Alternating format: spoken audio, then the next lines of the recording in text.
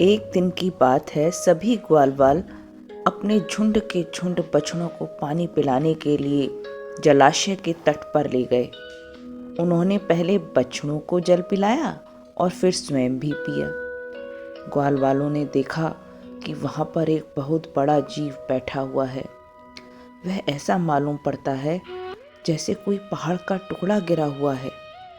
ग्वालवाल उसे देखकर डर गए। वह वक नाम का एक बड़ा भारी असुर था जो बगुले का रूप रख के वहां आया था। उसकी चोंच बड़ी ही तीखी थी और वह स्वयं भी बड़ा बलवान था। अब तो उसने झपट कर श्री कृष्ण को निगल लिया।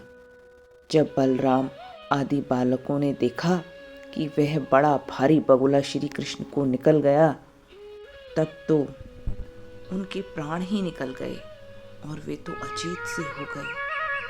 भगवान श्री कृष्ण तो ब्रह्मा जी के भी पिता हैं। वे तो लीला से ही गोप बालक बने हुए हैं। जब वे बगुले के तालू के नीचे पहुंचे, तब वे आग के समान उसका तालू जलाने लगे।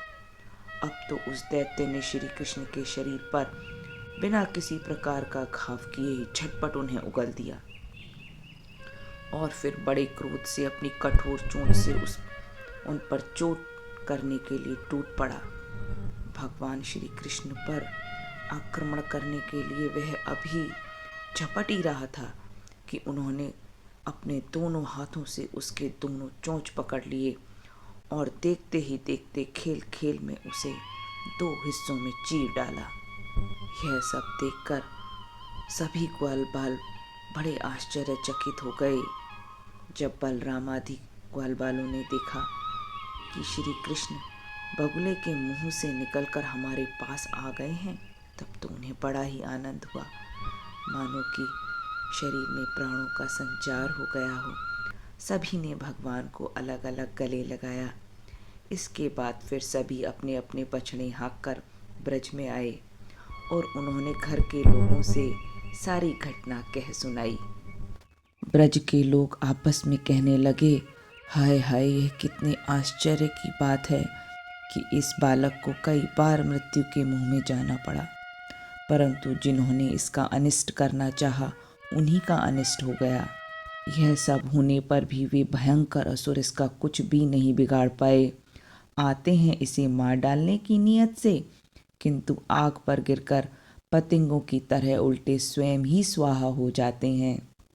देखो ना, महात्मा गर्गाचार्य ने जितनी बातें कही थीं, सब की सब 16 आने ठीक उतर रही हैं।